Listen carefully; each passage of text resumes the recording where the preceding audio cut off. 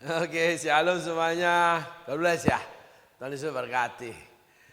Yuk kita lanjut lagi tentang Yakub. Jadi mulai dari Esau, Laban, lalu Rahel dan Lea. Kita juga ada sedikit menyinggung tentang Daud, tentang Simson. Ya, di mana perjalanan hidup itu dalam pengikutan akan Tuhan. Ya, banyak orang yang memulai seperti Yakub di awal. Ya, tapi sampai tengah jalan memilih jalan sendiri. Akhirnya menemui banyak hal yang akhirnya membawa pada kemiskinan sangat parah di usia tuanya. Daud sakit parah di usia tuanya. Simson menjadi budak menggiling gandum di akhir usianya. Raja Asa setelah 38 tahun dilindungi Tuhan, 2 tahun sakit sampai di usia tuanya meninggal. Semuanya gagal, saudaraku, menyelesaikan perjalanan. Sehingga kekristenan, pengikutan akan Tuhan itu bukan di awal. Ingat saudaraku, kebenaran itu bukan di awal, kebenaran itu di akhir. Kebenaran itu adalah perjalanan dari awal sampai akhir. Lebih baik menjadi penjahat yang di sebelah Yesus, di mana pada saat ini engkau bersama aku di Firdaus, gara-gara ngomong jangan lupakan aku ya kamu ya.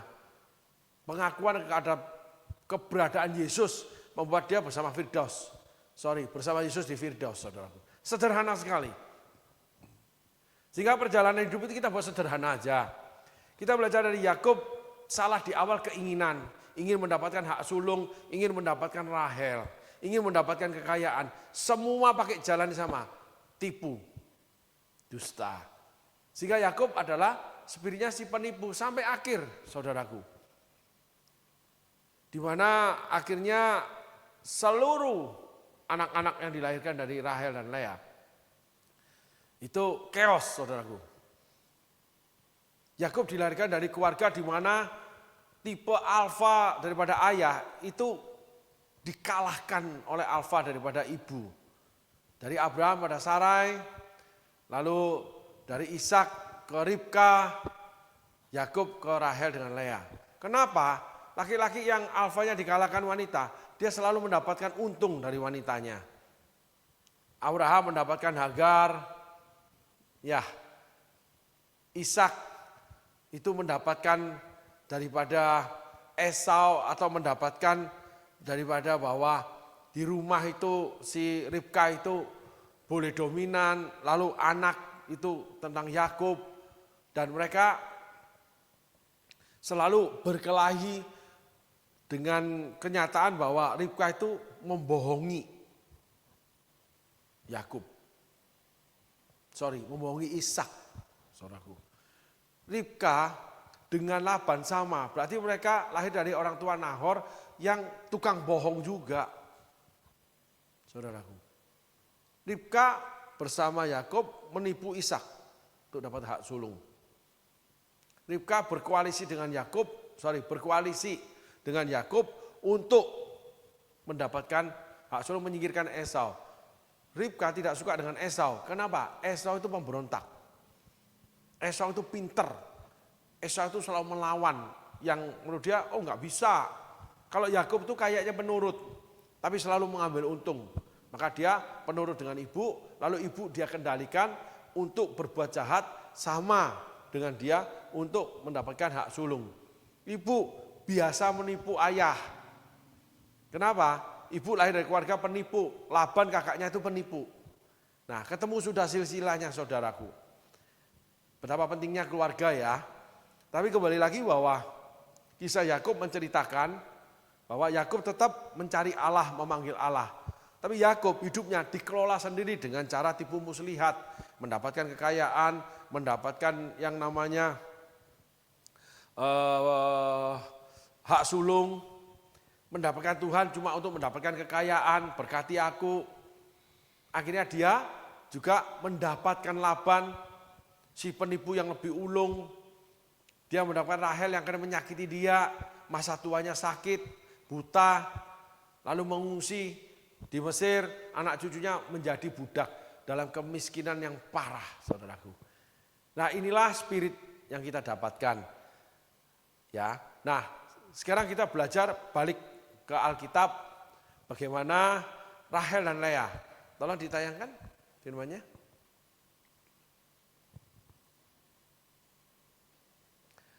Ayat yang 31.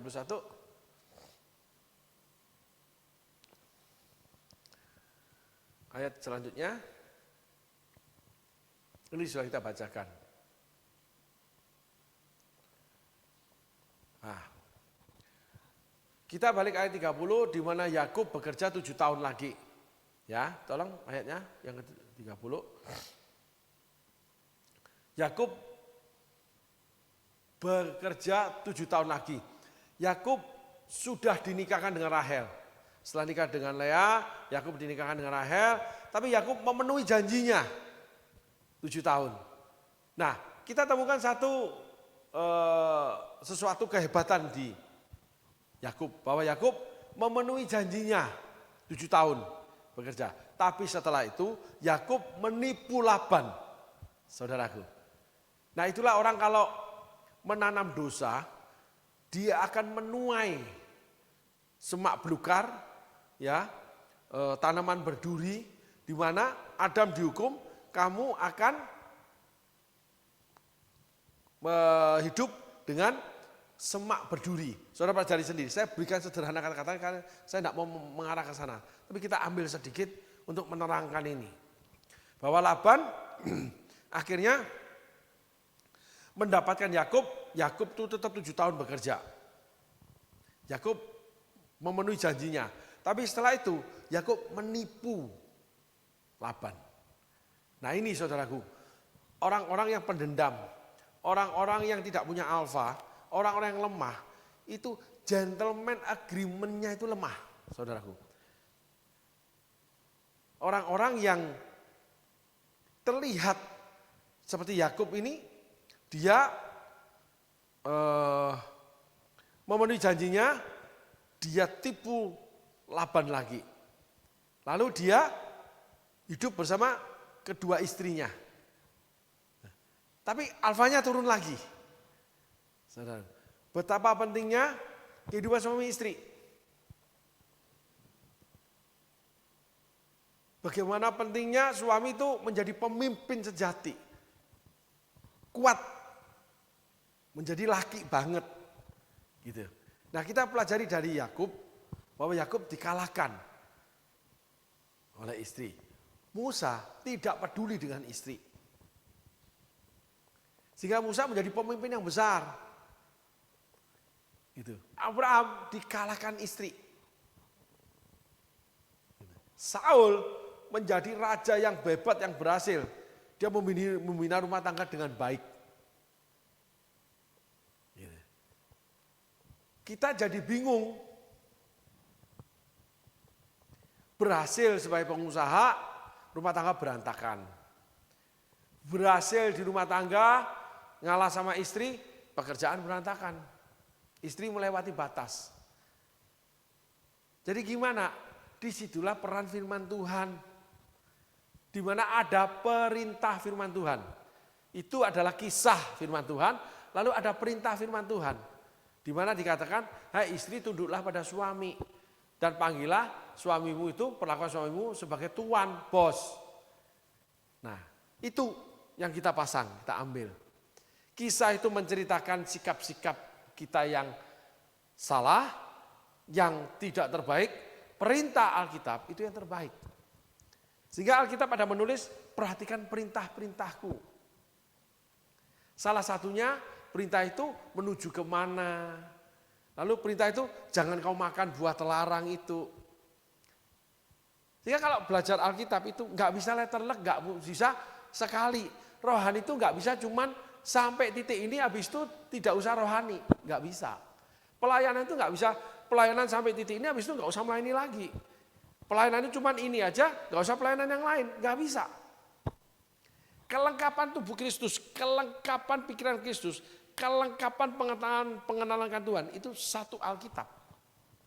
Yang mungkin tidak bisa kita capai semua, kita bisa punya pengetahuan melalui teman-teman yang lain, saudara-saudara yang lain, para pengkhotbah yang lain, hamba Tuhan yang lain, anak-anak Tuhan yang lain, kisah-kisah yang lain, di luar kisah hidup kita.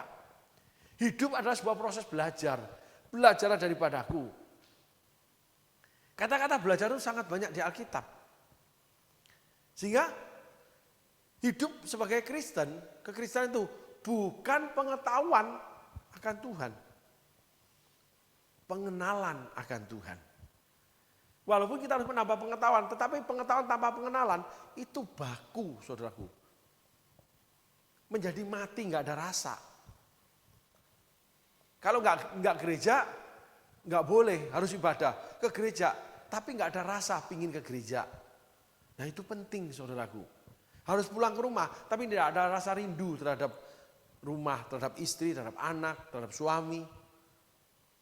Udah mati rasa. Mati rasa kenapa? Karena kebiasaan. Karena harus. Karena itu penting. Tapi hati tidak mengingininya. Nah, itulah bahayanya kebebasan. Seni mencintai Tuhan. Seni mencintai kehidupan. Seni bagaimana Lea akhirnya merasa dia akan lebih dicintai oleh Yakub. Lea mengharapkan cinta Yakub. Rahel sudah mendapatkan cinta Yakub. Di mana arus permainan itu jadi chaos. Saudaraku. Karena Yakub berjalan menurut keadaan. Lea berjalan menurut keadaan. Rahel menurut keadaan. Sehingga terjadi kompetisi. Kalau menang jadi sombong, kalau di bawah jadi minder. Menang soknya luar biasa, kalau di bawah merendahkan diri luar biasa. Banyak anak-anak Tuhan seperti itu, saudaraku. Kalau lagi susah, baiknya luar biasa, rajinnya luar biasa ke gereja. Tapi kalau sudah menang, sombongnya luar biasa, malesnya luar biasa rohaninya. Karena sudah memiliki, didasarkan pada keinginan. Lea ini merasa, wah nanti saya lebih dicintai oleh Yakub. Rahel merasa dicintai, keinginan. Gitu. Kalau sama Tuhan, merasa dicintai, merasa tidak dicintai, pingin dicintai, itu salah. Melayani untuk dicintai, itu salah. Kalau sama Tuhan itu kewajiban. Hidup sama dengan bernafas. Bernafas itu ada kehidupan, saudaraku. Wih, bau sambal, bau ikan, bau gak enak, bau wangi. Terus menyenangkan hati. Melayani itu harus seperti itu. Hidup itu harus seperti itu. Ketika saya bekerja, saya merasa senang. Ketika saya melayani, saya merasa senang. Di situ ada free will-nya. Memilih senang atau tidak senang. Jadi bukan cuma menikah. Cuma merasa pingin. Itulah seni. Seni itu ada di dalam diri kita. Allah itu seni. Dia memanggil setiap anak-anaknya itu berbeda. Dia memperlakukan setiap anak-anak berbeda. Ukuran dia pakai itu selalu berbeda. Tapi tetap sama. Batu penjurunya Alkitab. Daud membunuh Uria. Itu diampuni. Ya. Petrus menyangkali Yesus. Diampuni. Saul itu melanggar perintah. Tidak ditemui sama Tuhan. Daud, Nabi Nathan diutus. Samuel diutus ke Saul. Saul cuma punya alasan untuk orang miskin. Musa memukul batu. Abraham itu berdebat terus sama Tuhan. Gitu. Lebih baik kalau Ismail. Kalau anak ini diberkati. Tapi dari kesemuanya itu, satu yang memenangkan mereka. Yaitu apa? Melakukannya. Apapun terjadi di mereka, mereka tetap melakukan melangkah ke Tuhan. Itu Yakub, itu Daud, itu Musa, itu Abraham. Yang dinamakan tidak punya ilah yang lain. Kerusakan hidup ada. Tapi mereka tetap melangkah ke Tuhan. Jadi kekristenan itu ada beberapa type, beberapa tipe, beberapa hal. Ada orang hidupnya rusak, tapi terus ke Tuhan. Gitu. Ya, selamat, diampuni. Gitu. Ada orang yang tidak datang ke Tuhan oleh karena berbagai macam alasan. Enggak ke gereja, enggak melayani, enggak apapun. Akhirnya tidak bisa menemui Tuhan. Itu Saul. Yudas mengembalikan hasil kejahatannya. Akhirnya mati gantung diri. Petrus yang menyangkali kembali sebagai nelayan didatangi sama Tuhan. Apa yang membuat orang bisa tetap datang kepada Tuhan? Hati. Nah, semua ini mereka yang selamat, mereka tetap mendapat Tuhan, hatinya menginginkan Tuhan. Di antara yang namanya kejahatan dengan pengendalian Roh Kudus, di tengah ini yang mengendalikan itu hati. Dari dalam hati keluar pikiran jahat. Hati itu ada kehidupan.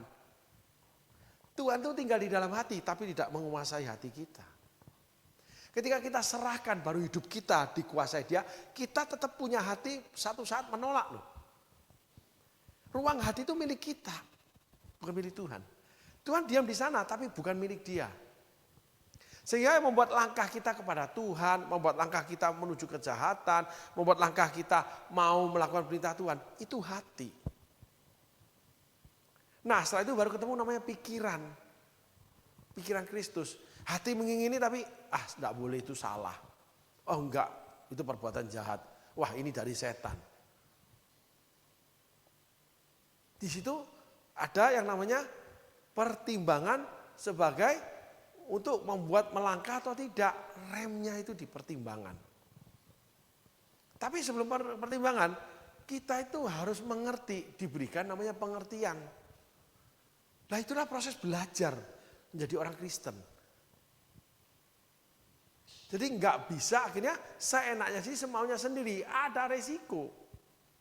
Yang terbaik hati mengingini, punya pikiran Kristus, hidup dan tinggal di dalam jalan-jalan Tuhan. Berjalan bersama Tuhan, tinggal di dalam kehendak Tuhan. Melakukan perintah Tuhan. Menyerahkan semuanya kepada Tuhan. Lalu ikut aja langkah Tuhan. Walaupun tidak enak. Semak duri. Itu dihadapi oleh Adam karena pelanggaran. Melahirkan Kain, Habel. Ya, sampai manusia yang jahat lalu ketemu Nuh. Kejahatan itu akan terus berantai saudaraku. Yang bisa mematahkan cuman hati yang mengingini Tuhan. Sehingga hari ini kita belajar. Hati yang mengingini Tuhan. Itu yang akan membawa kita pada pertobatan. Tetapi ketika waktu itu sudah selesai, Saul mengingini Tuhan, nggak ada kesempatan. Seni ya. Kita kalau membaca Alkitab, kisah-kisah tokoh Alkitab, seni loh. Ada dosa, ada kesalahan, kekerasan hati, ada kebenaran, ada ini, ada banyak saudaraku. Di mana kita harus belajar. Akhirnya ketemu pada titik-titik penting dalam kehidupan kita. Nah, inilah hal-hal di mana yang menjebak kita. Bahwa kalau sudah begini sudah selesai. Kalau sudah menerima Yesus sebagai Tuhan dan Juru Selamat sudah selesai. Nah, Yudas gimana? Sudah selesai belum? Bunuh diri. Kalau sudah pelayanan sudah selesai, Yudas gimana? Bunuh diri. Gitu. Nah itulah rangkaian kisah-kisah Alkitab, gerbong-gerbong di mana Tuhan mengajarkan kita hati-hati.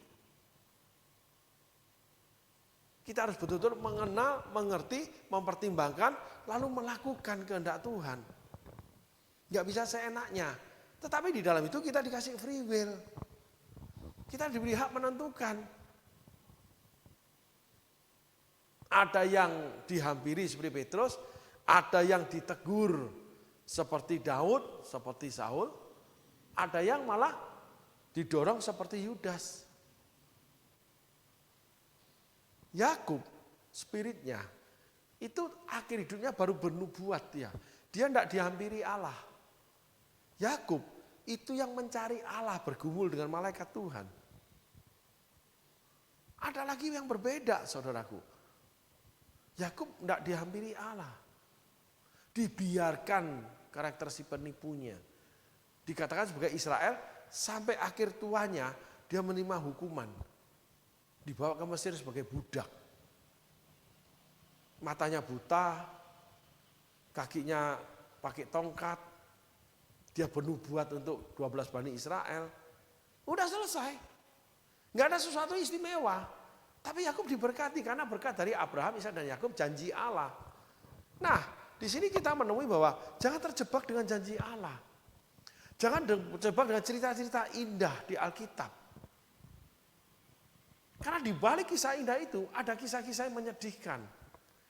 Di balik keselamatan Tuhan beri, di balik mahkota yang Tuhan sediakan, ada perjalanan yang menakutkan, yang menyakitkan. Kan Yesus salib itu menakutkan dan menyakitkan. Ada bagian-bagian yang tidak membuat kita nyaman, yang kita harus terima. Sangkal diri pikul salib.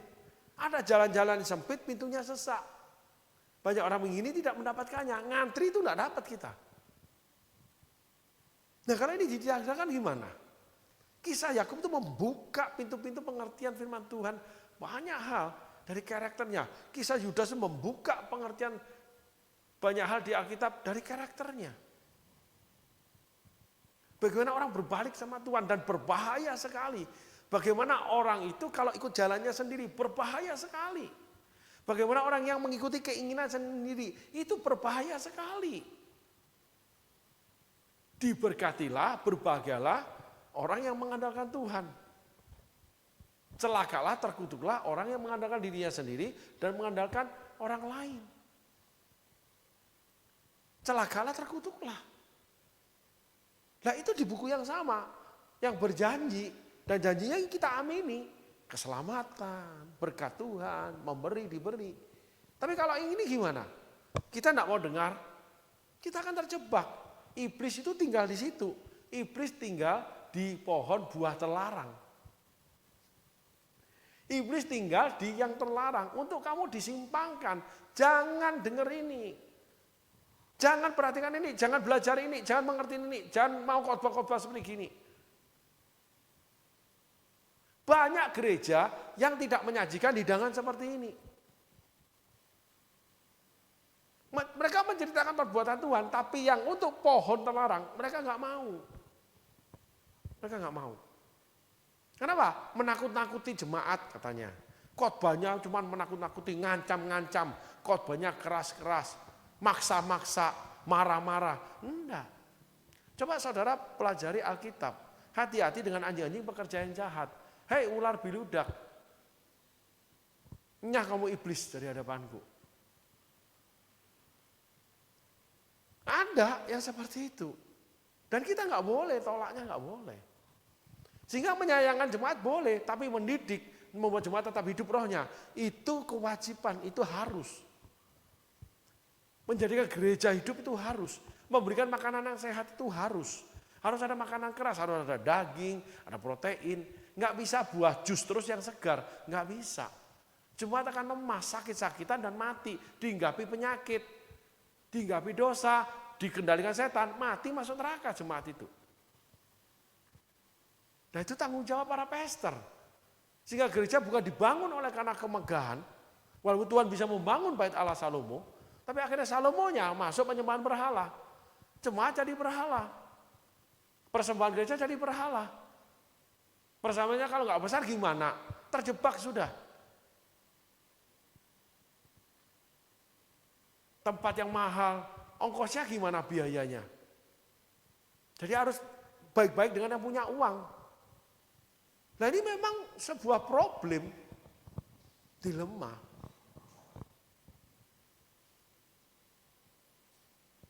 Di mana kita harus belajar. Dan saya tidak pernah menjadi gembala mega church. Tapi sebagai penonton, saya melihat kelemahan ini.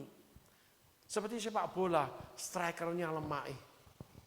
Jadi setiap kali bola mau masuk gol itu, yang bagian strikernya itu tembakannya lemah, banyak ngawur.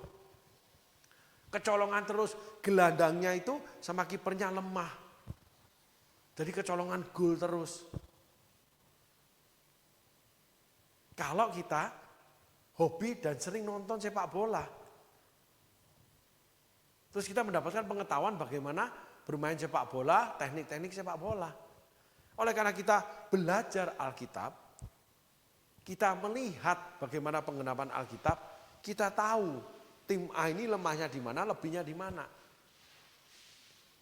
Sehingga setiap kegerakan pelayanan harus siap terima koreksi. Gitu.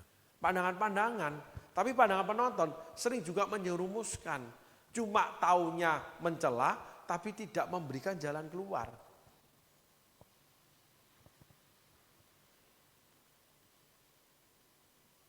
Nah, seorang pastor ketika kekurangan dia harus bekerja, memberi makan keluarganya. Lalu dikatakan tidak percaya dengan berkat Tuhan. Nah, permasalahannya tidak sesederhana itu, saudaraku. Mungkinan ada kesalahan pastor itu dalam pelayanan. Tetapi langkah pastor itu ketika dia bekerja untuk menyediakan makanan buat seisi rumahnya, itu patut dihargai. Sehingga dalam hidup itu selalu ada hitam dan putih. Firman Allah yang akan memisahkan itu, saudaraku. Yaitu perintah, pisahkan sama dia. Saya mengenal seorang gembala di desa di ujung gunung di Jawa Timur, di mana dia akhirnya bekerja, Tuhan kirimkan namanya domba benggala ya, domba yang besar yang dari luar negeri itu loh. Dia diberikan beberapa, lalu diternak sama dia. Lalu ketika melahirkan, lalu domba jadi besar, dijual. Mereka hidup dari sana. Setiap hari pastor ini menyediakan makanan dari pohon lamtorogung kalau nggak salah. Saya lihat sendiri dia. Ketika pertama kali bertemu, dia datang, dia membawa itu. Terus dia bercerita, saya mendapatkan berkat beberapa domba dari luar negeri itu, domba besar, saudaraku. Lalu dipelihara, lalu beranak, lalu anaknya dijual dan sebagainya. Dia menghidupi keluarganya. Dia merintis pelayanan di desa. Lalu ketika datang, saya tawarkan ke teman pengusaha membangunkan tembok gereja yang memang sudah jelek, lalu memberikan kursi dan sebagainya. Setelah itu anak-anaknya membuka cabang gereja di desa yang lain. Merintis pelayanan jadi gereja. Dan pastornya sudah meninggal, saudaraku. Nah, kalau ini gimana penyelesaiannya?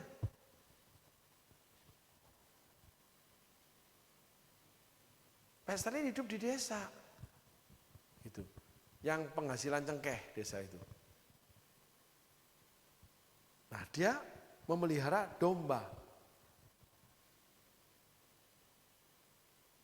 Tapi hasilnya lahirlah gereja-gereja yang digembalakan anak dia. Dia punya anak beberapa laki-laki mengembala di desa-desa yang lain. Ujilah segala sesuatu dari buahnya. Kalau enggak pelayanan lalu ancur-ancuran, kalau enggak pelayanan lalu meninggalkan ibadah, tidak berdoa, buahnya buruk. Terus karakter-karakter buruk, karakter salah itu timbul terus, dilakukan terus. Yaitu Yakub sudah. Jadi Alkitab itu akhirnya menunjukkan arah dan tujuan kita. Jadi kendaraan yang kita pakai itu akan membawa kita kemana nih? Kalau tipu dusta yang menjadi Yakub. Kalau memberontak dan perintah Allah ketika udah berhasil Saul. Jadi pemimpin yang tidak memperhatikan keluarga jadilah Musa. Kalau suami mau cuannya aja ya jadilah Abraham, Ishak dan Yakub. Gitu. Kalau setelah jadi raja sewenang-wenang, jadi jahat, ya itulah Daud. Akhirnya seperti itu. Ya, itu pemikiran ya saudaraku. Nah, kita kembali kepada Rahel dan Lea. Lea merasa setelah mendapatkan anak kedua, dia akan dicintai Yakub. Yuk kita lanjutkan firman Tuhannya.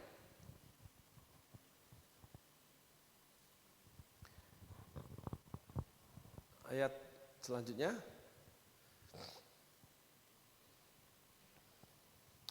Ayat selanjutnya. Mengandung pula lah ia, lalu melahirkan seorang anak laki-laki, maka ia berkata, sesungguhnya Tuhan telah mendengar bahwa aku tidak dicintai, lalu diberikan pula anak ini kepadaku, maka ia menamai anak itu Simeon. Ayat 32.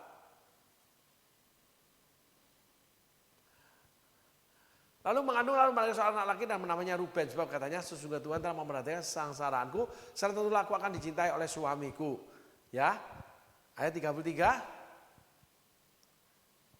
Nah, bahwa Tuhan telah mendengar aku tidak dicintai, lalu diberikannya pula anak ini kepadaku. Kita lihat nih porsi ini dulu saudaraku. Di ayat 32, itu Lea, tolong ayatnya ditampilkan. Nah, Lea dibuka kandungannya, lalu dia melahirkan anak bernama Ruben. Dia katakan Tuhan telah memperhatikan kesengsaraanku, sekarang tentulah aku akan dicintai oleh suamiku. Nah, dia mengandung, dia sukacita, dia bicara Tuhan telah memperhatikan kesengsaraanku, maka aku akan dicintai suamiku. Senang dia. Jadi ketika Tuhan bekerja, Lea ini punya tujuan. Ketika Tuhan kasih gift, Lea itu punya tujuan. Nah tujuannya Tuhan itu sebetulnya bukan oleh karena Lea itu ingin dicintai oleh Yakub. Enggak. Tuhan melihat memang Lea kurang dicintai Yakub. Tetapi ujungnya sana dari Yakub lahirlah 12 bani. Gitu. Itu hak sulungnya. Artinya ketika kita melayani, apa sih tujuan Tuhan? Ketika kita melayani, ketika kita memberi, apa sih tujuan Tuhan? Ketika kita mau support pelayanan, apa sih tujuan Tuhan? Nah, lalu dilakukan oleh orang yang menerimanya itu. Apakah sih yang dilakukannya? Nah ini yang salah saudaraku. Enggak ada urusannya dengan ini. Ini antara Lea dengan Tuhan. Antara si penerima uang dengan Tuhan. Tujuan Tuhan, kamu dipakai memberkati pelayanan ini supaya pelayanan ini diberkati. Tujuan Tuhan, kamu akan diberkati. Jadi yang terima dengan memberi itu tidak ada hubungan, saudara. Tidak ada hubungan. Jadi kalau orang memberi, kita nggak usah terlalu baik-baik. Kalau kita menerima, nggak usah terlalu terima kasih. Sampai kita jilat-jilat orang itu. Kita memberi, juga jangan nggak usah terlalu menuntut kembali. Mengendalikan, mengontrol, meminta sesuatu. Enggak ada hubungannya. Yakub itu tentukan Tuhan punya hak sulung, Yakub melahirkan 12 bani Israel. Lalu Allah melihat Lea kurang dicintai, maka Allah membuat Lea mengandung. Lea mengandung, dia punya anak, dia berharap lebih dicintai Yakub. Jadi chaos kan, ribet kan? Enggak. Kalau kita mau memilahnya, memotong dengan slice demi slice. Satu tujuan, satu ayat, satu keinginan, terus satu persatu. Itu namanya kita memperhatikan firman Allah dan memikirkannya atau merenungkannya. Di situ Roh Kudus akan bukakan, saudaraku. Lea tujuannya berbeda dengan Tuhan. Tuhan melihat Lea diperlakukan tidak cintai, iya pada momen itu. Tetapi pada awalnya tidaklah demikian. Allah itu mengatakan bahwa pada awalnya tidak demikian. Musa memberi surat cerai karena kekerasan hatimu. Ketika Musa memberikan surat cerai, Allah tidak melarang Musa. Tidak melarang Musa. Tapi Allah menerangkan pada awalnya tidaklah demikian. Sehingga keadaan setiap orang itu kita harus cari runtutannya. Chaosnya ini dari mana? Pengertian apa yang salah? Apa langkah saya salah? Yang saya lakukan salah? Pada awalnya Allah itu memang hak sulh jatuh pada Yakub 12 bani. Tapi urusan rumah tangga Yakub juga diurusi Allah. Sehingga ketika kita diberkati, itu ada runtutannya saudaraku. Ketika kita nggak diberkati, juga ada runtutannya. Sehingga firman Tuhan itu tapak demi tapak. Pelita bagi kakiku itu tapak demi tapak. Terang bagi jalanku itu sejauh mata kita bisa memandang. Karena kalau matahari muncul, kita di lautan ya, atau di dataran yang datar ya, itu ketemu garis cakrawala saudaraku. Padahal itu lurus, kemampuan pandang mata kita yang terbatas. Itu saudaraku. Sehingga kalau di atas udara kita lihat itu kosong depan itu. Di tengah laut kita ketemu cuma satu garis cakrawala. Karena kemampuan kita terbatas. Sehingga pengikutan akan Tuhan itu harus terus selaras, bertahap, terus selangkah demi selangkah. Baru kita akan mengerti banyak. Tiap langkah kita pelajari. Lea punya tujuan, Allah punya tujuan. Pada awalnya itu ada tujuan. Setelah itu ribet lagi dengan Rahel nih. Allah ikutin terus. Makanya kehadiran Tuhan itu seperti sungai. Awalnya mata air. Tidak ada sungai, tidak dari mata air. Sehingga pada awalnya itu Allah itu banyak mengingini kita. Seumur hidup kita. Kita punya anak melayani, kita punya duit memberkati, kita bawa badan itu jadi berkat di gereja, lalu jadi berkat pekerjaan. Seluruh kehidupan kita itu dijadikan mata air. Lalu kehidupan kita menjadi sungai. Yang ditemui orang di gunung, ditemui orang di gurun, ada dua. Sungai di gurun aku temui. Kita menjadi berkat buat orang-orang yang dahaga. Dahaga keuangan, dahaga kebenaran, dahaga komunitas, dahaga persaudaraan. Tapi kita juga menjadi sungai di antara orang-orang yang punya kelebihan, saling melengkapi. Gembala melengkapi dengan sesama gembala, tidak boleh bersaing, tidak boleh kompetisi. Tidak boleh membangun menara Babel. Wih 2,3 triliun. Karena selalu ingin jadi terhebat. Selalu membuat sensasi. Spektakuler. Seneng. Yesus spektakuler itu karena mujizat. Yesus juga spektakuler karena digantung di kayu salib.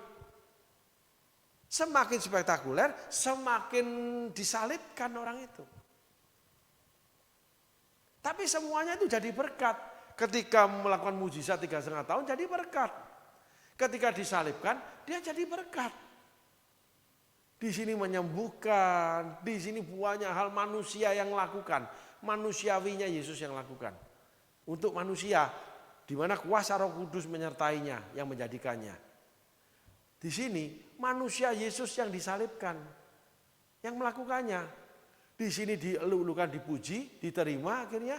Di sini ditinggalkan, dihina, diludahin, dipukulin, dikata-katain. Darahnya tercurah, nyawanya dihilangkan.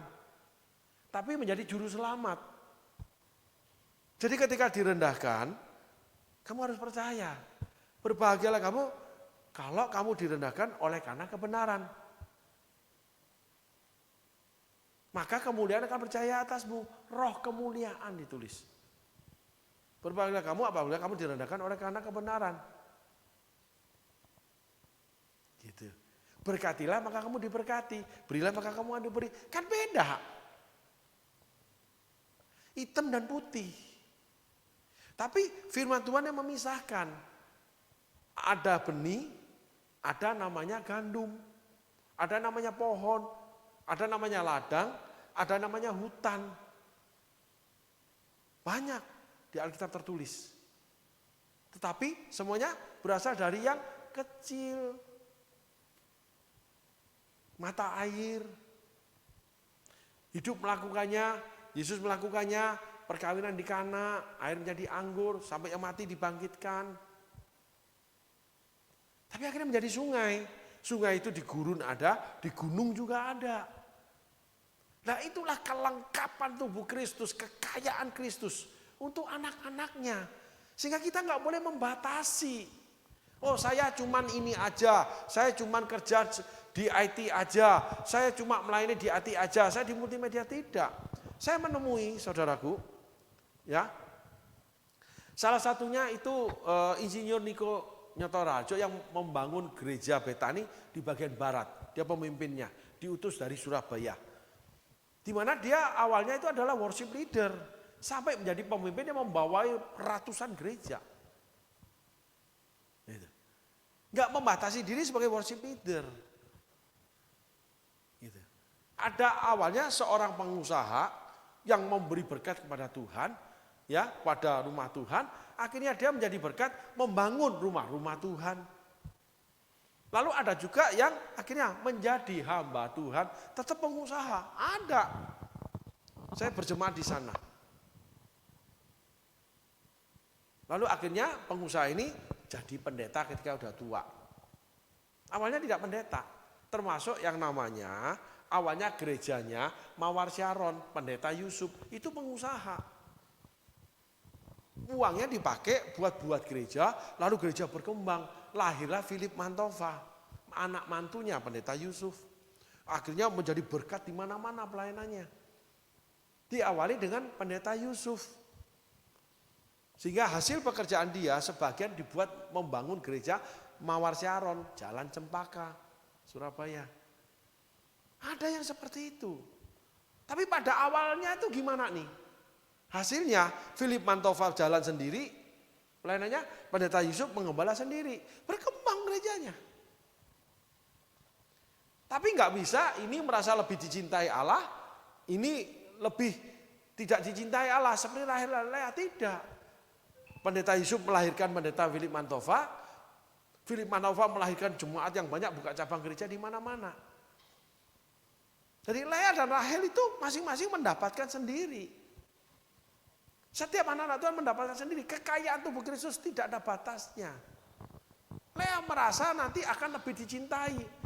Jadi kalau kita lebih berhasil, lebih punya duit, merasa lebih diberkati, merasa lebih terpandang, mencari eksistensi. Supaya tetap dianggap eksis. Itu salah, saudaraku. Semua itu hidup karena kasih karunia. Oleh karena anugerah Allah. Yakub dipilih karena anugerah. Kalau kita bicara jelek banget. Abram jelek banget dari sebelum berangkat untuk memenuhi perintah Allah ke tanah Kanaan, dia pesan-pesan sama istrinya, kamu cantik, pasti dingin laki-laki. Nanti kalau ditanya kamu adikku, ya kalau enggak aku dibunuh. Habis itu kalau kamu dimai, kamu serahkan diri deh. Itu Firaun terjadi. Lalu ada satu raja lagi 2 kali loh. Katanya percaya sama Tuhan. Istri berbisik, gua enggak hamil-hamil nih. Lu ambil aja deh budak gua deh, bujang gua nih. Hagar, lu hamilin deh dari anaknya nanti baru turun kita. Toh ya dari lu juga benihnya. Gitu. Oh, ya boleh juga sih. Akhirnya aku punya istri lagi. Kenapa? Karena Hagar akhirnya disayang sama Abraham, membuat Sarai cemburu. Lalu anaknya Hagar, Ismail, itu dimanja karena Ishak belum lahir. Ketika Ishak lahir, dimainin sama Ismail, marah. Sarai marah, Abraham juga marah. Berbalik dia. Itu karakter Abraham. Maka Hagar diusir. Ismail diusir. Setelah belasan tahun lo bersama lo. Ditidurin, anak digendong, diajak main. Karena tidak punya anak yang lain. Otomatis. Itu saudaraku. Itu sudah manusiawi. Harus begitu. Dan memang begitu. Tapi cuma dibekali air di tempayan, 1 tempayan aja. Pasti mati dia. Berbalik loh, jahat Abraham itu. Jahat sekali itu orang. Terhadap anak sendiri loh. Istri selain ke orang, anak sendiri dibunuh. Jahat itu. Pada awalnya Abraham dipilih menjadi bapak orang percaya. Jadi semua hidup ini, apapun terjadi dari hidup kita, itu adalah kasih karunia anugerah yang enak itu. Tetapi kita nggak bisa pilih yang namanya salib. Kita tidak boleh pilih keinginan sendiri, nggak boleh. Itu penentuan Tuhan. Sehingga yang kita pilih sendiri harus kita tanggung sendiri. Yang akhirnya membawa kehancuran di masa tua, perjalanan hidup, di tengah jalan mati, Yudas. Masa tua mati kesakitan, ya Daud, Asa, anak-anak yang enggak terhitung lagi, yang enggak terpilih lagi, itulah Musa. Yosua yang terpilih. Kita lihat dari angle yang berbeda ya saudaraku ya. Sehingga kasih karunia itu memang Allah menciptakan, meng-create kehidupan kita. Tapi kita punya hak untuk memilih. Gak enak Pak jadi hamba Tuhan. Gak enak ikut Tuhan, gelombangnya. Berarti kita mengambil yang baik, yang tidak baik gak mau, gak bisa. Satu paket itu saudaraku. Di dalam Taman Eden, itu ada pohon kehidupan, ada kehidupan, penyediaan Allah, termasuk kalau masih kurang, gua tambahkan lagi, tidak baik manusia seorang diri saja. Ini itu sudah aku beri. Kalau kurang minta, kenapa kamu berbuat jahat terhadap hambaku Uria? Semua dikasih. Kurang, tidak baik seorang diri, kasih Hawa kesukaannya. Tapi ada pohon yang tidak boleh dimakan buahnya. Allah tahu nggak kalau setan akan nangkring? Tahu. Kok Allah diam aja? Tanya sendiri sudah. Allah tahu nggak ketika kamu nanti diberkati kamu akan jatuh digoda iblis? Tahu. Tapi untuk jatuh kan pilihanmu saat itu. Jatuh lagi, bangkit lagi, balik lagi, jatuh lagi, bangkit lagi. Sampai nggak jatuh lagi. Dan itu adalah pilihan. Tapi kalau menetapkan terus jatuh terus tidak mengampuni suami, nggak mengampuni istri, terus mau jalan sendiri, terus mencari kekayaan, ya akhirnya gagal ikut Tuhan. Maka kejahatan itu harus diterima. Ismail itu ada sampai sekarang. Akhirnya Ishak pun punya perilaku yang buruk. Akhirnya dia ditipu oleh anaknya sendiri, Yakub. Ishak mendapatkan istri yang buruk, menipu dia. Karena Ribka menipu Ishak bersama Yakub. Yakub punya istri berkompetisi. Yakub ketemu Laban. Jadi hidupnya semua penuh tipu menipu. Kenapa? Benihnya Abram itu disuruh Sarah menipu.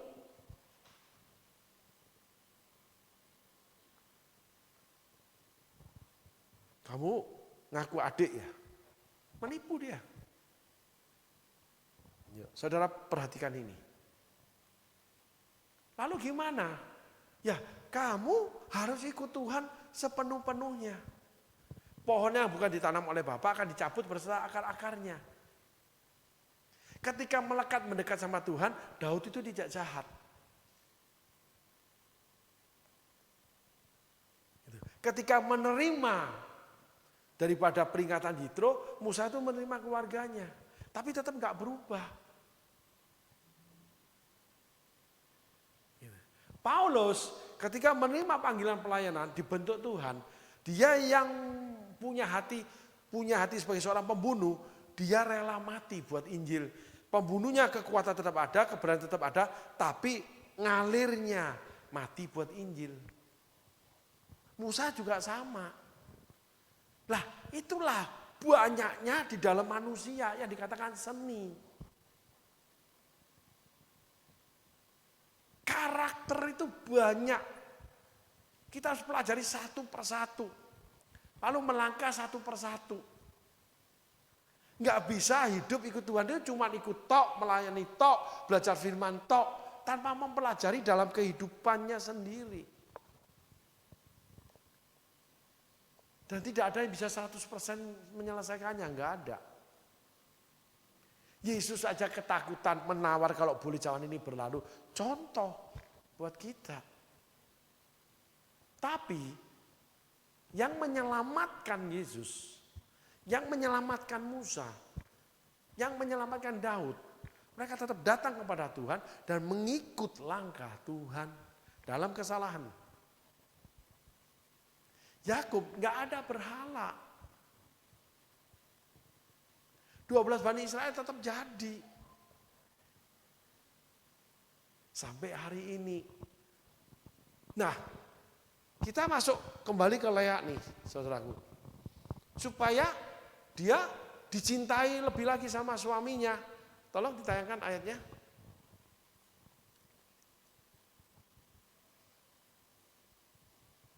Ayat selanjutnya. Mengandung pula lah ia lalu melahirkan seorang anak laki-laki, maka ia berkata, sesungguhnya Tuhan telah mendengar bahwa aku tidak dicintai lalu diberikannya pula anak ini kepadaku. Maka ia menamai anak itu Simeon. Ternyata setelah punya anak yang pertama, dia tetap tidak dicintai sama Yakub, tidak lebih dicintai lagi sama Yakub.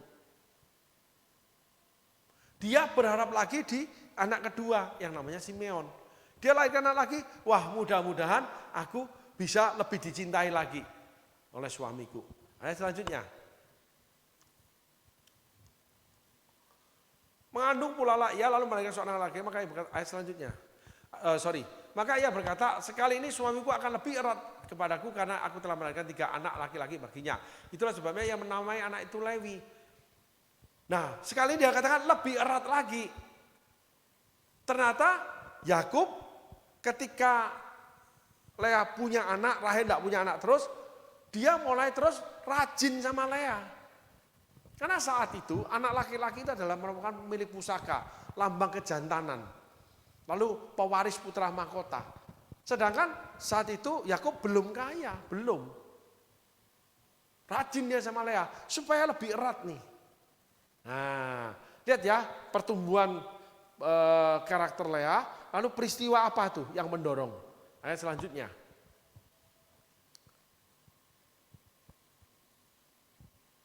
Mengandung pula lah ia lalu melahirkan seorang anak laki-laki, maka ia berkata, sekali ini aku akan bersyukur pada Tuhan. Itulah sebabnya yang menamai anak itu Yehuda. Sudah itu ia tidak melahirkan lagi. 4 anak sekaligus, Rahel tidak melahirkan sama sekali. Allah kenyangkan dia.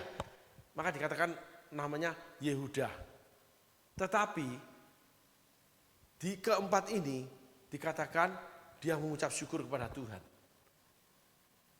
Ketika Lea tidak diperhatikan, Lea tidak dicintai, Lea berharap dicintai, dia datang kepada Tuhan. Akhirnya diberikan 4 anak. Di situ dia mengucap syukur kepada Tuhan. Harapan dia lebih dicintai, akhirnya suami lebih erat, rajin Yakub sama Lea. Mana terus sampai dia, gak ada KB saat itu. Lea merasa dicintai, padahal tidak. Itulah spirit penipu. Kalau menguntungkan, apa yang dia ingini ada, dia deketin terus. Kalau nggak ada, buang. Itu si penipu, saudaraku. Yuk kita lanjut yuk, apa yang terjadi. Kasihan Lea nih.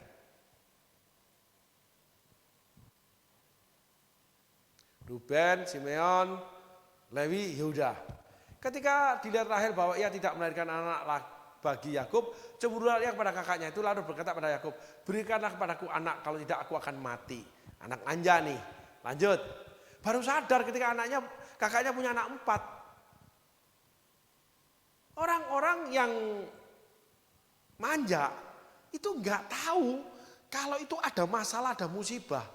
Sibuk dengan kemanjaannya, sibuk dengan kecantikannya, sibuk dengan keangkuhan, sibuk dengan keberhasilan, sibuk dengan kesombongannya.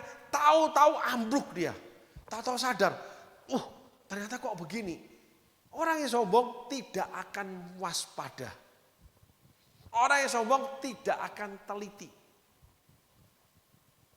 Orang yang sombong itu akan ceroboh dalam hidupnya. Dan di situ ular mulai bekerja. Dia mulai menggoda Hawa. Karena Hawa itu apa? Manja. Kenapa? Adam ketika bangun tidur, wow, tulangku dan dagingku ini. Wih, rambutmu panjang, baumu harum, cantik banget, kulitmu putih, halus banget. Ada tatetot lagi. Wah. Terus kok aku lihat kamu ada sesuatu dalam, aku kok ingin melakukan sesuatu terangsang. Habis melakukan kok enak.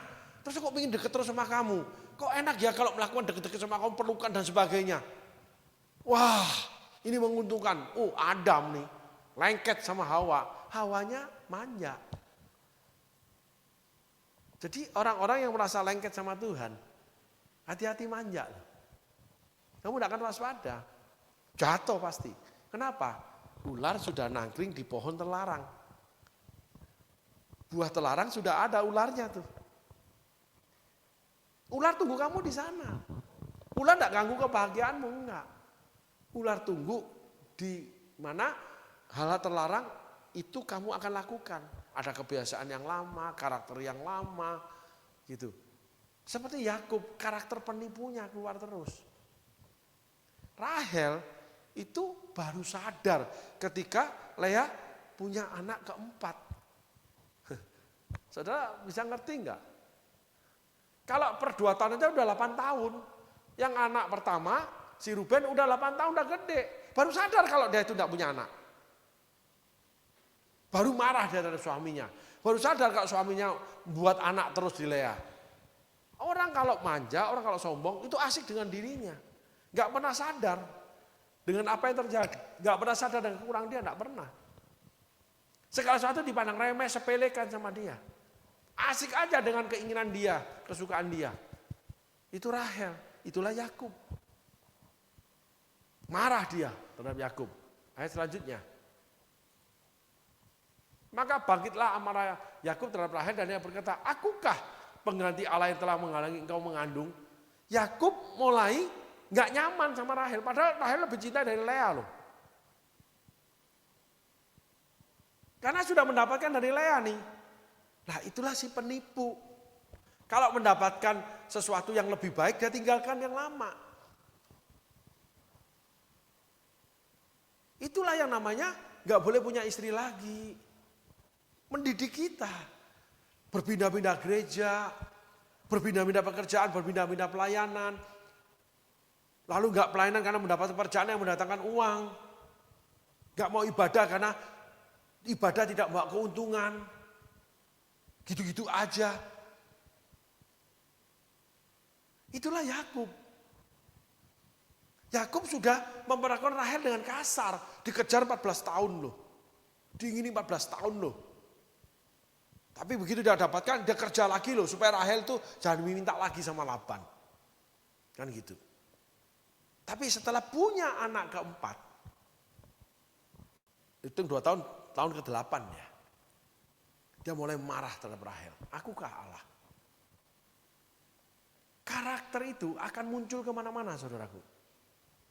Kalau kamu sombong terhadap orang kecil, kamu juga akan sombong terhadap orang besar. Tapi kamu akan menunduk-nunduk terhadap orang besar karena kamu membutuhkan dia. Kalau kamu nggak butuhkan, kamu juga sombong kok.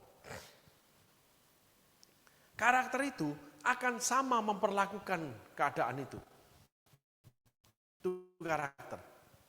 Tapi karakter, ketika kita ada kepentingan, karakter itu bisa sembunyi. Tapi ketika kepentingan itu sudah tercapai, karakter keluar. Nah itulah Yakub. Jadi banyak orang yang baik-baik di awal, tapi setelah tidak mendapatkan, dia berbalik. Madu jadi tawon. Gitu. Ada orang ketika sudah mendapatkan, dia berbalik menjadi tawon. Itu karakter Yakub, saudaraku. Yakub berbalik terhadap Rahel. Yuk kita tengok firman Tuhannya. Maka bangkitlah amarah Yakub terhadap Rahel dan berkata, akukah pengganti Allah yang telah menghalangi engkau mengandung? Ayat selanjutnya. Maka diberikannya lah Bilha budak itu kepada Yakub menjadi istrinya dan Yakub menghampiri budak itu. Nah, keos sudah. Ya ini sudah. Ternyata 12 suku itu keturunan budak loh. Karena 2 budak ini kompetisi terjadi. Rahel nggak suka direndahkan. Rahel nggak mau kalah kompetisi. Nggak pingin tidak jadi nomor 1. Nggak pingin jadi gereja terbesar. Nggak pingin tidak punya jemaat terbanyak. Rahel akhirnya dimarahin Yakub. Dengan segala cara, yang penting punya anak. Yakub itu dari aku, dari pihakku. Budaknya diberikan. Lea juga sama nanti, ngasih budaknya juga. Pertempuran terjadi, saling menjatuhkan.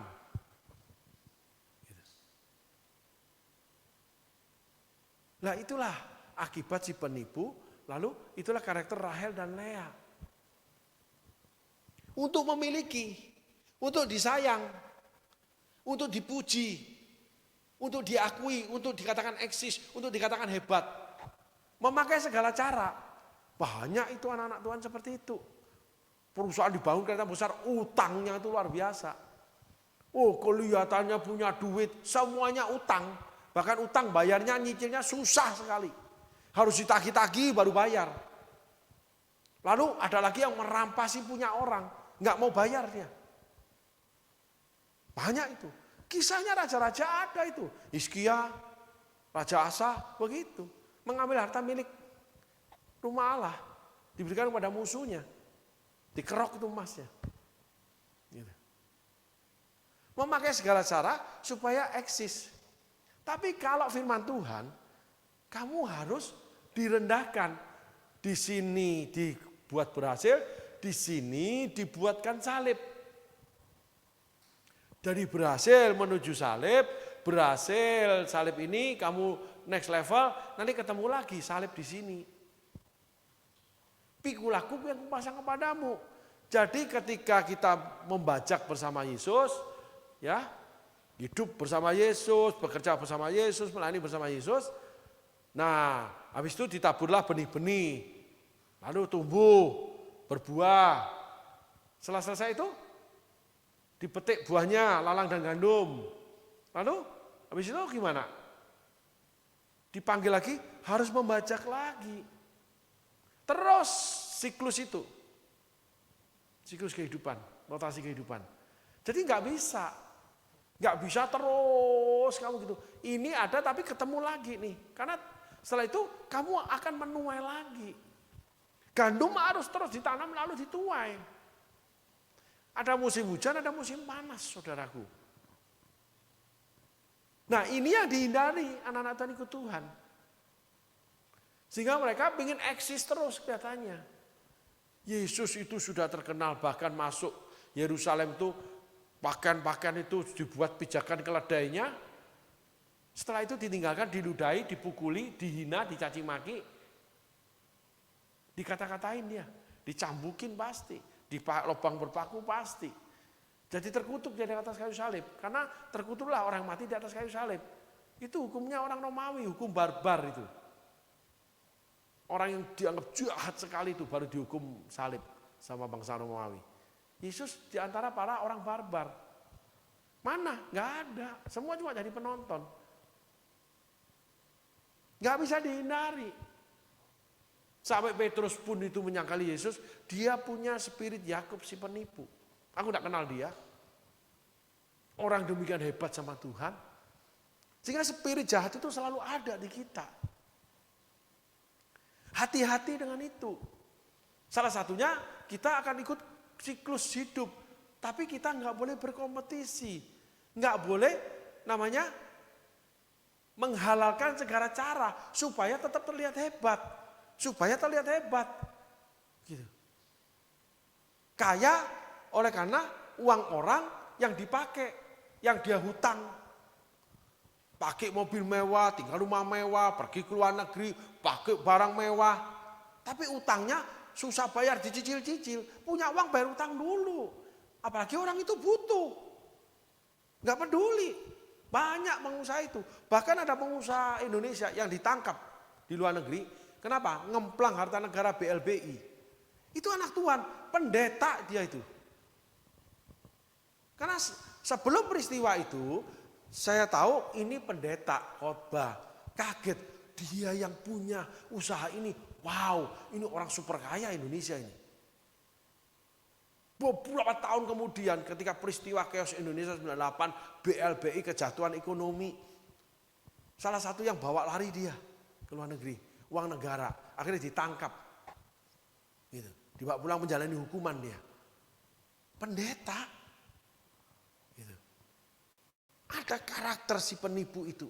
Walaupun pendeta. Setiap orang ada karakter jahat. Yang namanya yang di sini. Itu hanya bisa namanya mati suri. Ini lemah kekuatannya ketika kita di dalam hidup terang firman Tuhan. Kita menyerahkan hidup kita mau dituntun Tuhan setiap saat, setiap langkah. Mengikuti kehendak Tuhan. Di situ terang itu akan terus menahan kita, ini akan mati. Walaupun keadaan itu lagi susah. Saat itu kalau saya boleh gambarkan, Adam dan Hawa itu lagi berkelahi. Makanya lagi marah, ditanya Tuhan, perempuan yang kamu beri ini. Karena orang lagi emosi nih dengan pasangan nih. Kenapa kamu makan buah terlarang? Perempuan yang kamu beri ini. Gitu. Lagi kesel dia. Kalau lagi cinta-cintaan kan enggak. Kenapa sih Tuhan enggak boleh? Nah, kan gitu ya. Ya sih aku yang salah. Terjadi konflik mereka berdua. Dan Allah paling tahu. Padahal hari pada waktu sore sejuk. Allah jalan-jalan di Taman Eden. Mereka lagi konflik. Nah ketika situasi enggak enak Allah hadir.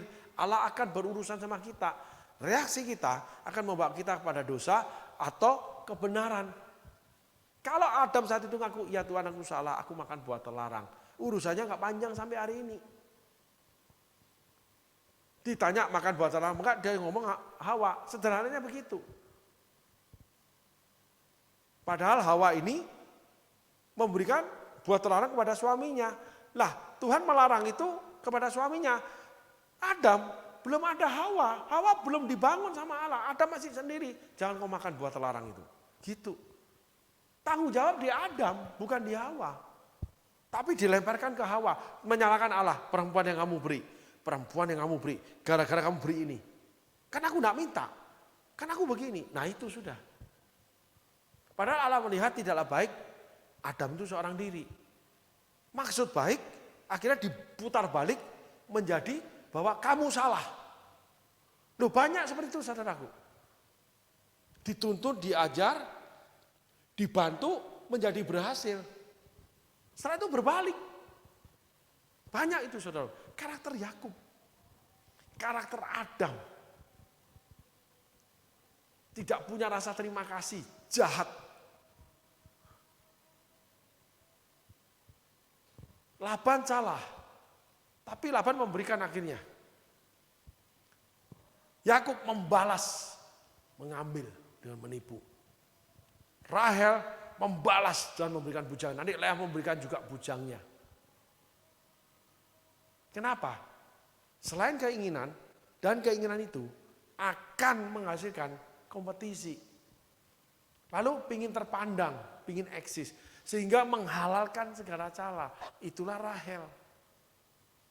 Dia kasih bujangnya. Yuk kita lanjut yuk. Saya juga nggak tahu kenapa kok dibawa pada berbicara tentang kehidupan ya. Realita kehidupan firman Tuhan ini saudaraku. Ya kita ngalir aja deh. Ya, maaf kalau ada salah kata, gitu ya saudaraku. Yuk kita lanjut lagi. Maka diberikannya lah Bilha budaknya itu kepada Yakub menjadi istrinya dan Yakub mengambil budak itu. Nah, Yakub ini cuan.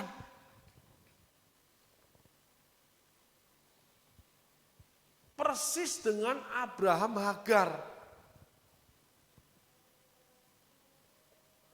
Akhirnya menjadi peristiwa itu panjang besar dan keos, saudaraku. Orang yang cuma ingin keuntungan, yang ingin baik-baik saja, itu urusannya kan panjang kerusakannya saudaraku. Dan tidak ada campur tangan Allah lagi. Tidak ada. Allah tidak pernah mendamaikan mereka, tidak pernah. Allah tidak mendamaikan Adam dan Hawa, malah diusir dari Taman Eden. Allah tidak mendamaikan Sarai dengan Abraham, enggak. Dosa, kamu harus tanggung akibat. Kamu datang sama Tuhan, minta ampun, diampuni.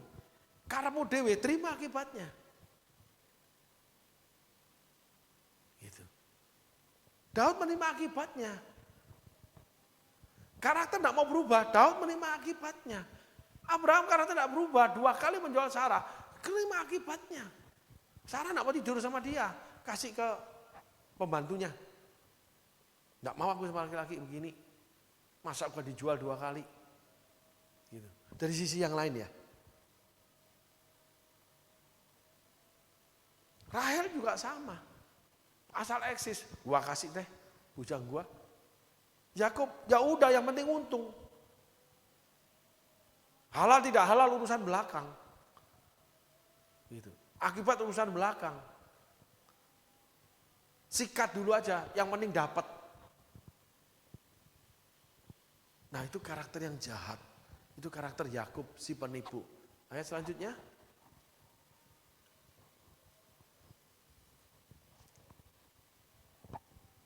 Dia mengandung lalu melahirkan seorang anak laki-laki bagi Yakub. Berkatalah Rahel, Allah telah memberikan keadilan kepadaku, juga telah didengarkannya permohonanku dan diberikannya kepadaku seorang anak laki-laki. Itulah sebabnya ia dinamai anak itu Dan. Nah ini Rahel ini kan penipu. Allah telah memberikan keadilan kepadaku dan mendengarkan. Apa keluar dari rahimnya? Tidak. Oh, dari bujangnya kok. Sarai itu penipu. Segala sesuatu yang menyamakan atau disamakan dengan kebenaran firman Allah, itu adalah kegelapan, itu penipu. Perhatikan kata-kata iblis di Taman Eden.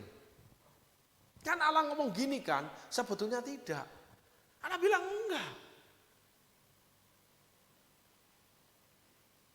Tolong ditayangkan ayatnya. Enggak, Allah bilang enggak. Karena yang Allah pentingkan itu benih daripada Yakub, keturunan daripada Abraham. Perempuan yang dipilih itu Sarah, bukan dari Hagar. Nah itu kan patronnya, panutannya. Maka ketika Abraham minta berkati Ismail, enggak, aku berkati dia, tapi dia tidak menjadi penerusmu. Penerusmu adalah dari Sarai, perempuan yang dia tentukan. Penerusnya yaitu daripada Rahel, Lea yang dia tentukan, bukan dari bujang. Hagar bujang ini bujang.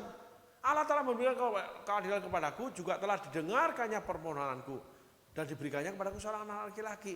Ngarang ini. Nggak bisa. Walaupun tetap itu menjadi Bani Israel, suku Dan. Tapi pada awalnya itu ini loh. Pada awalnya kamu dipanggil sebagai apa? Pada awalnya Allah yang menginginkan kamu itu sebagai apa? Pada awalnya adalah keturunan Abraham, Ishak dan Yakub. Rahel itu sama Lea itu cuma sarana untuk mengandungnya. Sarai itu yang Allah katakan dipilih memang. Jadi keturunan Abraham, Ishak dan Yakub, bukan keturunan perempuannya. Tapi diangkat oleh Rahel, Allah mendengarkan doa dia. Mengada-ngada, banyak iman itu yang halu saudaraku. Oh usaha sendiri kok. Puji Tuhan, Tuhan kasih, oh minta-minta kok. Kecuali itu berjalan dengan alamiah. Kecuali itu Tuhan berperkara dengan kuasanya. Tapi oleh karena kitanya yang melakukannya, usaha kita, enggak, belum tentu dari Tuhan, enggak bisa. Ini kan usaha dari bujang. Sarah juga sama, usaha dari bujang. Allah enggak mau mengakuinya. Yang diakui cuma keturunan dan namanya Abraham, Ishak dan Yakub. Sehingga Dan ini diakui. Ismail diberkati, tapi bukan penerus. Saya bisa nangkep ini ya, tipis sekali saudaraku. Nah itu keluar karakter Rahel. Ngaku-ngaku. Kalau jalan sama pastor yang bernama besar, kalau berjemaat di gereja besar, itu kebanggaan. Ngaku-ngaku. Jadi merasa rohani. Ada bercandaan dulu saya ya, waktu sebelum ikut Tuhan, waktu di dunia usaha. Lalu kan ceritanya kita punya teman-teman orang-orang kuat nih. Lalu ada bercandaan gini, ya lu tahu nggak dia itu deket sama jenderal. Oh ya, buset. Jenderal apa? Wah enak nih, bisa nih kita nih. Wah punya backing nih. Nah, jadi gimana? Gitu. Iya, dia Tengjen. Apa itu Tengjen? Tetangga jenderal. Ya, cuma tetangga lu mah. Itu saudara. Di daerah rumah saya ada keluarga daripada jenderal besar, yaitu ibunda daripada Kasat Maruli. ketika ibunda ini dipanggil pulang Tuhan, itu yang namanya relasi beliau ini, wah itu bunga yang dikirimkan itu saudaraku, bunga ucapan belasungkawa itu mungkin ribuan saudaraku. Tapi kami nggak tahu loh, kalau ibunda daripada Kasat Jenderal Maruli itu ada di perumahan di tempat kami. Ketika bunga-bunga itu ditaruh di pinggir jalan itu, posisi saya melihat, dibaca ketemu. Oh, ibunda daripada Jenderal Maruli. Tapi beliau tidak nampak sebagai ibunda, sangat rendah hati, nggak kelihatan istimewa. Cuma ketika dipanggil pulang, maka ada ucapan-ucapan bela sungkawa, saudaraku. Tapi ada orang yang tetangga jenderal, itu gayanya. Punya teman jenderal itu gayanya. Punya teman pester yang terkenal gayanya kayak dia yang rohani. Bisa ngikut pester yang rohani yang terkenal, itu kayak dia itu sudah super rohaninya. Kalau orang ngomong apapun, apalagi ngomongin tentang pester itu ya, gak suka hati dia. Ya, ada bercanda lagi, ajudan jenderal jauh lebih galak daripada jenderalnya. Ya karena kan menjaga keselamatan jenderal. Kan gitu saudaraku. Nah kalau namanya pengikut pester kan tidak menjaga keselamatan pester. Gitu. Nah inilah saudaraku. Akibat dari spirit penipu Yudas. Rahel bangga nih, bujangnya punya anak. Dia tetap tidak punya anak kok. Ayat selanjutnya. Ayat selanjutnya. Mengandung pula lah Bilha budak perempuan Rahel lalu melahirkan anak laki kedua bagi Yakub. Berarti Yakub punya anak sudah 6. Setelah Dan, ayat selanjutnya. Berkatalah Rahel, aku telah sangat hebat bergulat dengan kakakku dan aku pun menang. Maka yang menamai anak itu Naftali. Duh lihat. Setelah bicara Tuhan, dia bicara tentang bagaimana dia bergumul dengan kakaknya dan dia menang. Padahal yang namanya ngelahirin bujangnya Bilha. Penipuan itu akan berkembang saudaraku. Saudaraku saya ingetin ya. Saya mendapatkan dan itu benar. Ada beberapa pendapat secara psikologi, ilmu pengetahuan yang mengatakan begini. Ada orang itu yang namanya dia membuat sebuah cerita. Ya, berdusta. Tapi akhirnya itu menjadi kebenaran buat dia. Demikian merasuknya spirit dusta itu. Sehingga itu kebenaran buat dia. Sampai mati dia gak mau mengakui loh saudara. Dan saya pernah konseling orang ini. Dan puji Tuhan, roh Tuhan bekerja itu bertahun-tahun saudaraku. Secara perlahan mulai mengakui masa lalu dia yang buruk sekali saudaraku. Tapi kalau tidak di bawah pengaruh daripada roh Tuhan bekerja, kuasa itu bekerja saudaraku. Orang itu tidak pernah mau ngaku. Sehingga saya juga ketika pelayanan konseling seringkali itu terkaget-kaget saudaraku. Wow. Tapi orang ini tidak nampak sama sekali. Dan dia masa lalu dia itu tidak pernah ada. Dan dia tidak pernah namanya bercerita tentang masalah itu. Dia selalu mengatakan dia bersih masa lalunya. Ada cerita yang paling gampang cerita begini saudara. Ada seorang perempuan, ya ibu-ibu yang konseling. Kami tim mengonseling. Lalu dia bercerita bagaimana suaminya itu kalau melakukan hubungan intim itu kasar. Gitu. Machoisme, seperti seks maniak, mukul. Tiba-tiba seorang teman rekan pelayanan ini Tuhan bicara melalui dia. Enggak kok, dia suka di perlakuan itu. Setelah dia bercerita, kita dengar, kita ngobrol. Terus habis itu tiba-tiba kita sampaikan itu. Enggak kok, tapi kamu suka kan digituin? Iya sih, lama-lama gue suka sih. Lah ngapain? Mesti konseling. Bubar udah konselingnya. Dia itu membuat cerita seakan-akan dia itu menjadi korban. Tapi dia menyukainya. Gitu. Playing victim. Itu akan merasa bahwa dia itu keadaannya seperti yang dia ceritakan dongeng karangan itu. Dia tidak pernah mengakui realitanya. Nah, banyak orang kaya yang asal orang miskin itu seperti Daud. Tidak pernah mengakui realitanya bahwa dia itu asalnya orang miskin. Kenapa begitu? Karena Allah ingatkan, dari mana kamu aku ambil. Bahkan istri Tuhanmu aku berikan sama kamu, seisi rumah Tuhanmu berikan sama kamu. Kenapa kamu berbuat jahat terhadap Uria? Allah ingatkan, dari mana kamu aku ambil. Daud udah lupa kisah hidupnya sebagai anak yang tidak diakui papa, karena ibunya mengandung dari perzinahan, dari dosa dikandung ibuku. Yang naik sepeda nganter tangan, ngirim makanan kepada kakaknya, berperang dengan Goliat. Yang cuma tinggal di ladang, gak pernah sekolah. Cuma bisanya main seruling, petik-petik gitar. Tiba-tiba jadi hamba Tuhan dipakai Tuhan. Tiba-tiba jadi orang kaya. Awalnya penjual daripada pisang goreng. Keluarga berantakan, papa kemana-mana. Anak orang miskin. Gayanya kayak intelek. Gayanya kayak orang yang lahir dari seorang yang terhormat. Gak pingin merendahkan diri, gak mau direndahkan.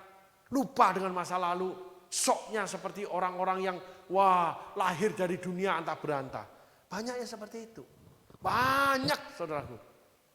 Karena dia sudah dikuasai spirit si penipu Yakub. Itulah Rahel.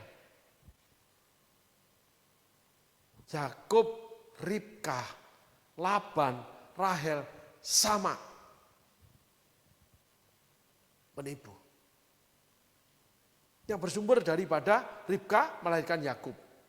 Ribka lahir daripada mak bapaknya yang juga melahirkan Laban. Laban melahirkan Rahel dan Lea. Turun terus loh. Ribka itu tidak mengakui kalau itu anak bujang. Ribka mengakui kalau itu dari dia. Dia merasa gembira. Padahal anak dari bujang.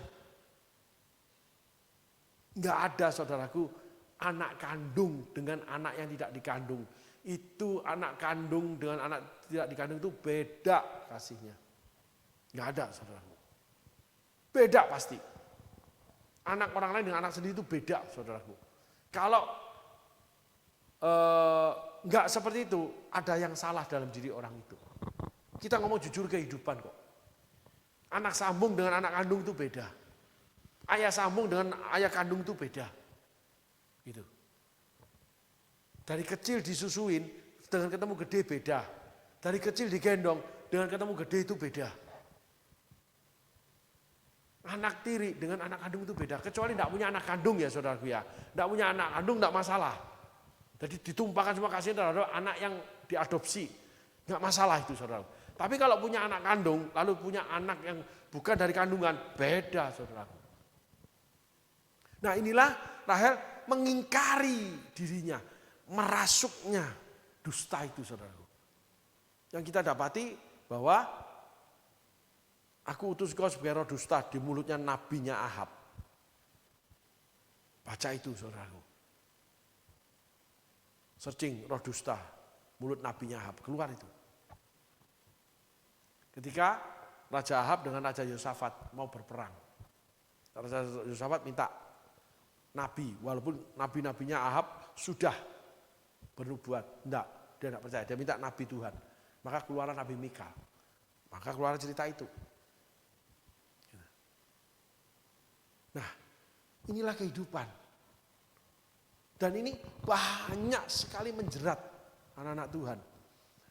Dalam sesi kali ini, ya kita banyak sekali bicara tentang psikologi kehidupan. Firman Allah yang ditransformasi sama Tuhan masuk pada psikologi kehidupan.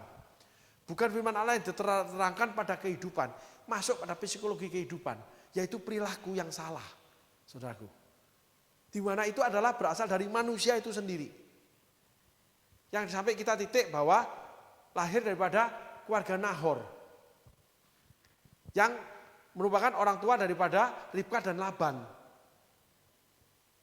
Nurun lagi pada Yakub, anak Ribka. Kawin dengan Rahel dengan Lea, ketemu sudah golongan itu terus.